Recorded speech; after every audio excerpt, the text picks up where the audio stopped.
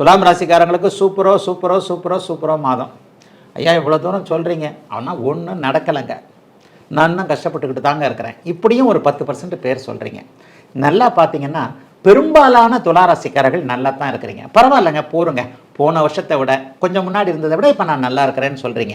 ஆனால் ஒரு 10% பேர் உண்மையிலே கஷ்டப்படுறீங்க. அதுதான் உண்மை. அதாவது தசாபக்தி அமைப்புகளின் அடிப்படையில் கடுமையான பலன்கள் நடக்கக்கூடியவர்களுக்கு இப்போ கொஞ்சம் சாதகமற்ற பலன்கள் நடந்துகிட்டு இருக்கு. ஆனால் உண்மையிலேயே 12 ராசிகளில் துலாம் ராசிக்காரர்களுக்கு மட்டுமே 6 கிரகத்திற்கு மேல் சாதகமான அமைப்பில் இருக்கிறாங்க. எப்படிங்க ஐயா? நல்லா பாருங்க. 6ல் சனி, 9ல் சுக்கிரன் குரு, இந்த 2 கிரகமும், 11ல் கேது, 11லேயே லாபாதிபதியான சூரியன் இப்போது வருகிறார். இப்போ 10ல் இருக்கிறார். ஆகஸ்ட் மாதம் முதல்ல 10ல் இருப்பார், அப்புறம் 11ல் இருப்பார். ஆக 5 கிரகம் ஆச்சுங்களா. 12ல் செவ்வாய் இருக்கிறது. போன மாதம் வரைக்கும் அவரும் 11ல் தான் இருந்தார், இப்போ 12ல் இருக்கிறார். 12ல் செவ்வாய் இருக்கிறது கூட பெரிய தீமைகளை கொடுக்கக்கூடிய அமைப்புகளில் இல்லை. உங்களுடைய பாக்கியாதிபதியான புதனும் இந்த மாதம் 10, 11ல் இருக்கிறார். அப்போ நான் சொன்னது சரியா போச்சுங்களா? ராகுவை தவிர மற்ற எல்லா கிரகங்களும் சாதகமான அமைப்பில் தாங்க இருக்கிறாங்க. 6 கிரகம் 7 கிரகம் சாதகமான அமைப்பில் இருக்குது.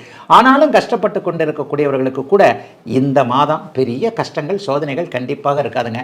துலாம் ராசிக்காரர்களுக்கு அவரவருடைய வயதிற்கு ஏற்றாற் போல மாற்றங்கள், ஏற்றங்கள், முன்னேற்றங்கள் இருக்கக்கூடிய நல்ல மாதங்க இந்த மாதம். சரி, இப்படிலாம் நீங்கள் சொல்கிறீங்க, எனக்கு அது நடக்கலை, தயவுசெய்து முயற்சிகளை பண்ணுங்க.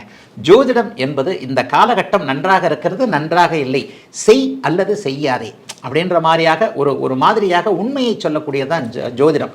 இந்த காலகட்டத்தில் நீங்கள் எதையும் செய்யலாம், நீங்கள் செய்யக்கூடிய முயற்சிகளுக்கு ஏற்றாற் போல உங்களுக்கு பலன்கள் இருக்கும் என்பதைத்தான் இப்போது ஜோதிடம் சுட்டி காட்டுகிறது.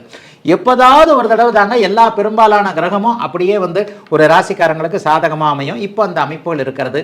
கடன் தொல்லைகள், எதிரி தொல்லைகள், நோய் தொல்லைகள், வருமான இழப்பு, பெயர் ஒரு மாதிரி கெட்டு போகின்ற ஒரு சூழல், அல்லது ஏதேனும் ஒரு சூழ்நிலையில் மனக்கலக்கம், இது எல்லாமே துலா ராசிக்காரர்களுக்கு முடிஞ்சு போச்சுங்க.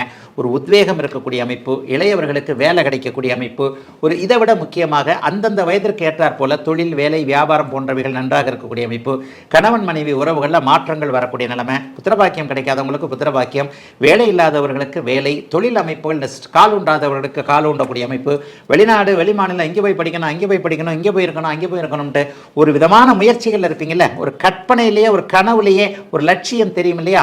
அட ஐயா விடுங்க ஐயா, ஒரு இளைய பருவத்தினருக்கு இந்த பெண்ணைத்தான் கல்யாணம் பண்ணிக்கணும், இந்த பையனைத்தான் கல்யாணம் பண்ணிக்கணும், ஒரு காதல் உணர்வுகளாக இருக்கும் இல்லையா? அவைகள் எல்லாமே அப்படியே வயதிற்கு ஏற்றாற் போல நிறைவேற்றப்படக்கூடிய இந்த மாதமே நடந்துரும்னு நான் சொல்ல மாட்டேன். ஆனால் ஒரு வெற்றியை நோக்கி ஒரு கோபுரத்தை போய் நடக்கிறோம் அப்படின்னு சொன்னால் கோபுர படிக்கட்டுகள் அப்படியே மெதுமெதுவாக ஏறும்ல, அந்த முன்னேற்ற படிக்கட்டுகளை தரக்கூடிய நல்ல மாதங்க 2025 ஆகஸ்ட் மாதம்.